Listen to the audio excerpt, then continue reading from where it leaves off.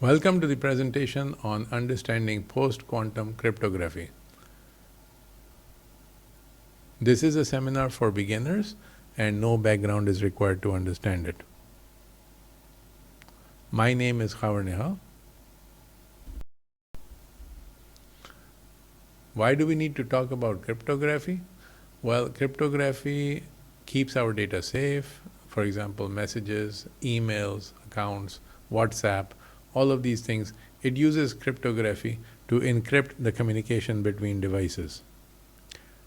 A lot of people use it every day, even if they don't realize that they're using some kind of encryption.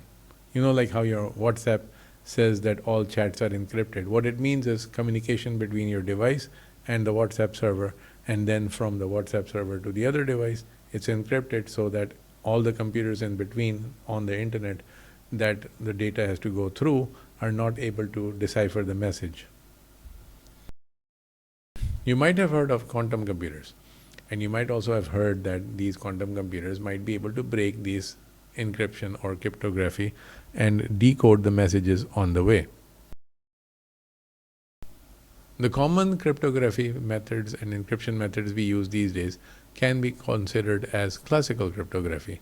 I will be using the words cryptography and encryption interchangeably. Encryption is just a way to lock information so that the authorized person can unlock it. Like, for example, I mentioned WhatsApp, Telegram, online shopping, banking, all of these are using it. RSA and ECC are examples of the names of the techniques used. So an implementation is the name of the implementation is, for example, RSA or ECC. ECC is an acronym for elliptic curve cryptography. We don't have to worry about the details of how it works. We just have to understand how strong it is and should we be using it and when we should be using it. That is the whole idea of this presentation. Now, the quantum computers that you have heard of that might be able to crack this code, they are a new powerful type of computer. They are under development. They're not able to do much nowadays, but they are growing very quickly. Now, quantum computers are based on a subject called quantum physics, and quantum physics has topics like superposition and entanglement. So we won't be discussing quantum physics because that's a pretty complex topic. But basically the background of quantum computers is related to quantum physics, and the main point to understand from the computer's point of view is these quantum computers are able to solve some kinds of problems millions of times faster than the computers we use these days, which are based on semiconductors and transistors and chips, silicon chips, or gallium arsenide chips. So basically the computers we have these days are able to solve some kinds of problems, and quantum computers are good for some other kinds of problems. It just so happens that some of the types of problems that quantum computers can solve much easily are related to encryption, and that is what is causing contention among some people as to maybe the quantum computers might be able to crack the code, because the code is not crackable by conventional computers, but it might be crackable by quantum computers. So that is the threat. Now, you might hear that people will say quantum computers can break the encryption, but the reality is quantum computers can theoretically break the encryption. If they can theoretically break the encryption, then they can unlock the messages which we think are currently secure.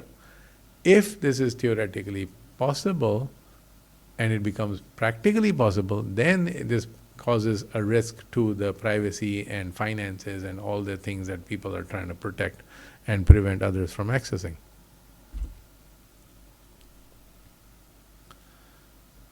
What can be done about this? Well, there's another topic called post-quantum cryptography. So new methods have been developed which are much harder for quantum computers to chew on, and they have a different kind of cryptography and a different kind of math, so that it makes it harder for quantum computers to crack the code. If quantum computers become powerful enough, we will need to switch to these new systems so that we can continue to protect our data from quantum computer cracking. Some of the types of methods used in post-quantum cryptography have names like lattice-based, hash-based, code-based, multivariate, and isogeny-based. We don't have to worry about the details. You just need to know that there are different methods and they have different names, and these are the names of those methods. When you implement some of the methods, you get names of the implementation.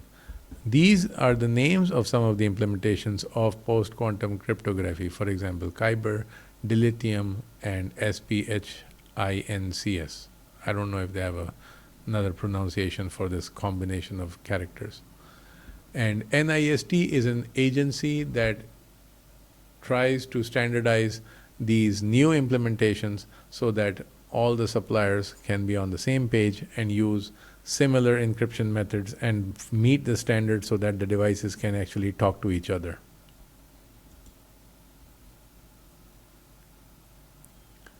When post-quantum cryptography methods become standardized and become popular, they will be used in all of the areas that we are using, and if there are new technologies in the future related to computers and communications, then they are likely to be used there also. The current usage, as usual, are like email, browsing, and all these common applications. And the new applications these days is like devices are also being connected to the internet, so your fridge or your car might also have, it might have encryption now, and it might have post-quantum encryption or post-quantum cryptography in it in the future.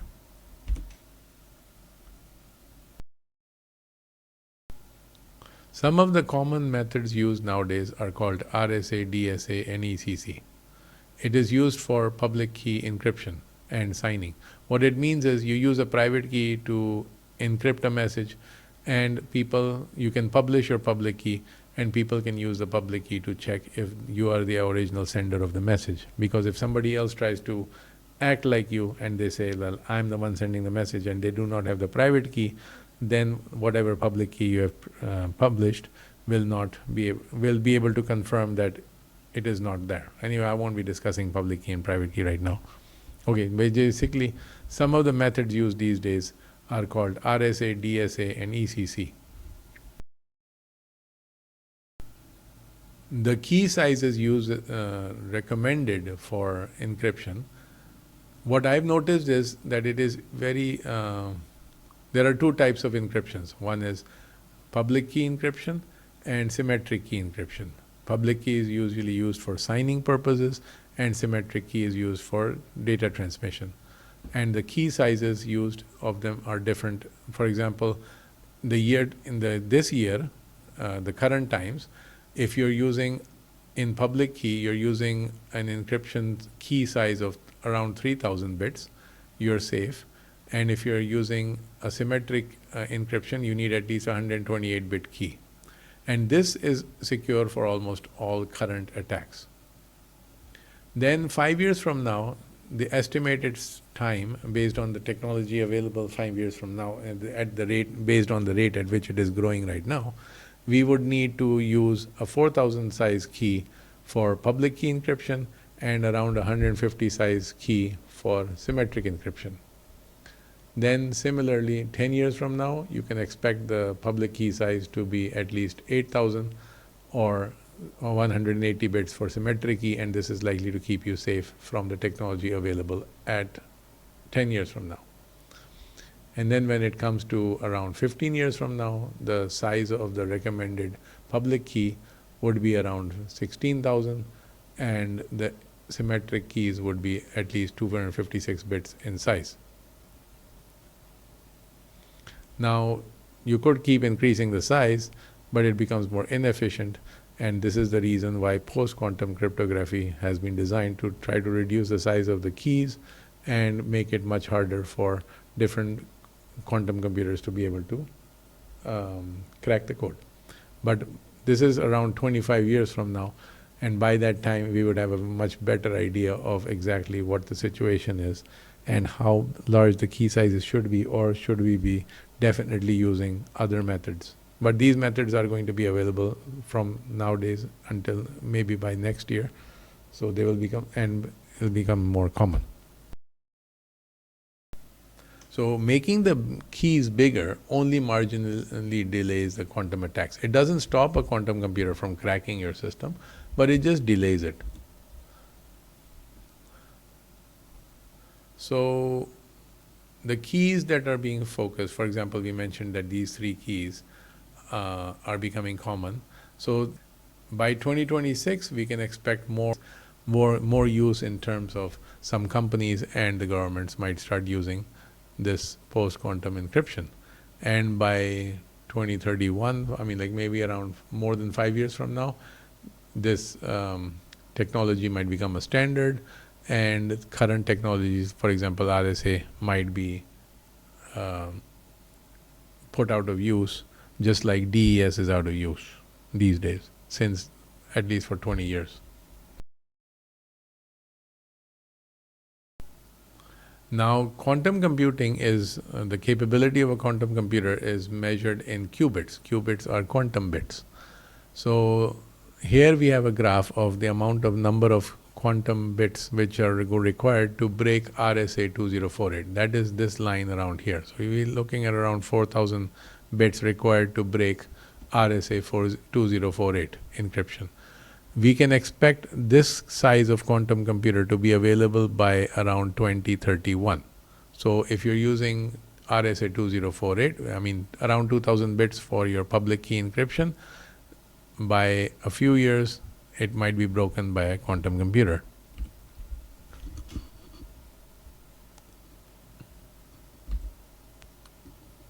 An easy solution is just to increase the key size from 2048 to 3000 or 4000.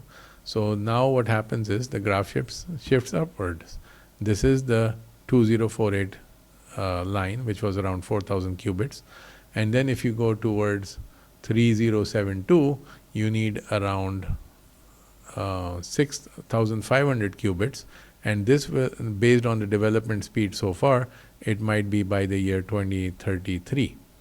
And then if you're using RSA 4096, which some people use these days, commonly nowadays even, and this likely might hold up until 2035, which is around 10 years from now. This is expected based on this expected rate of development of quantum computers, which is signified by this black line here. This is the projected usable qubits expected based on the speed of development that we are seeing right now.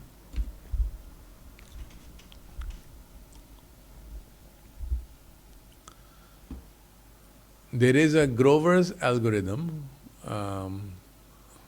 which is used to crack AES keys, and you can have, like for example, AES size 128, AES 192, and AES 256.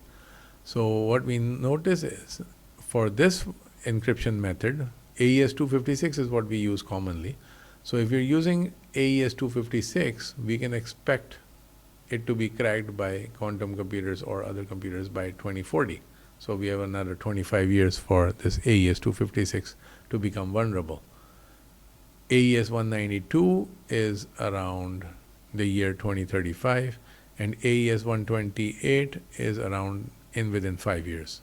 So we can expect AES 128 type based systems to be crackable by the year within the next 5 years.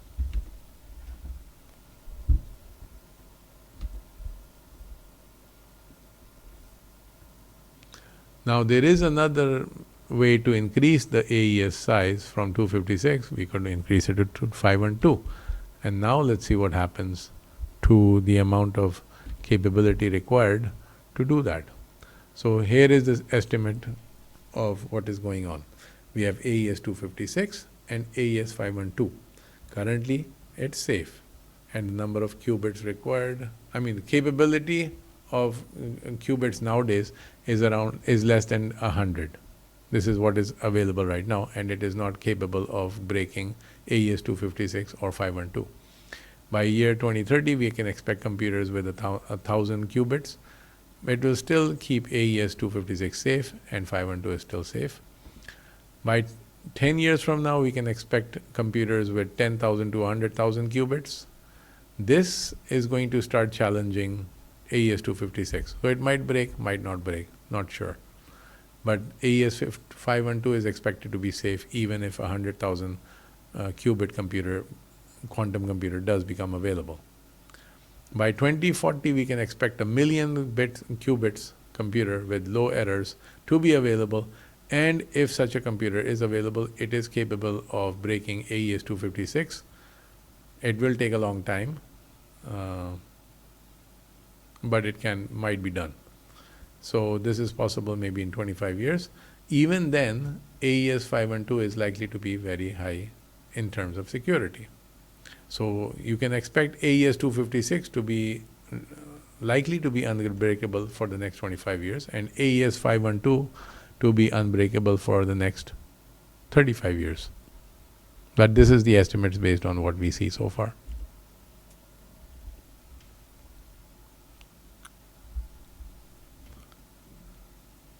As mentioned, so this is the summary.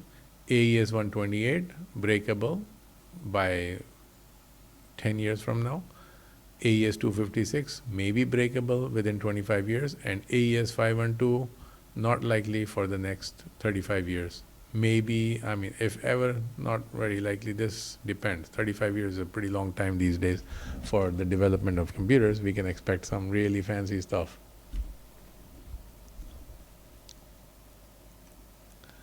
What can we do? Well, if people are hyping that quantum computers are going to break codes and everything is going to become unsafe, you can inform them, you can raise the awareness, and you can also encourage businesses to start switching towards more secure methods if required. For example, if their key sizes are 2048, you can tell them to start for RSA, you can start telling them to shift to 4096. This can be done now. It doesn't require anything special. For encryption, you can use AES 256 or AES 512. AES 512 might not be common now, but you have around 10 years to turn it on. But you can turn it on as soon as you make sure people are, I mean, you have to inform people that we have to start implementing AES 512 instead of just the AES 56, but you'll need it within 5 years from now. So you can plan for that. Then for making things more commonly available instead of proprietary, you can support open source and support the research in these new technologies and stay informed as to what's going on, because changes are always going to be coming. That's just part of this universe. So quantum computers are coming. They might be able to break it, but they can't do it if your key sizes are in a range that is very safe. We should be aware of which methods are safe and which methods are not safe. We have seen computers. Even now, I think there are some computers that are using DES, which takes a few seconds for the computers nowadays to break. So there are cases where people are using 1980s technology even in the year 2025, and it was put out of use by the year 2000, and even 25 years from then, we are still using it. So these are the kinds of things we need to be more worried about, like using 1980s technology in the year 2025 just because they're too lazy to upgrade and write the programs required to upgrade their softwares. Until then, chill out and don't worry about quantum computers being able to break your stuff soon. Another reason to chill is, for example, if you have a problem, do you have a problem? Here's a flow chart to explain why you should stay chill and not worry about unnecessary things. So, like for example, do you have a problem? No? Then nothing to worry about. If you have a problem, yes, good. Can you do something about it? No? Well, you can't do anything about it. Why worry? If you can do something about it, then why worry? Just do something about it. Like we said, if you have better security available, just implement it and not worry about anybody being able to crack your systems. Here is my contact information. If you found this thing useful, or you have any comments, or you would like to know more about other topics, please feel free to contact me. If you want to make a payment or something to sponsor this type of research, and you can go to this website, the remote-support.space, and click on the payments area, and there you can select to make a payment if you like.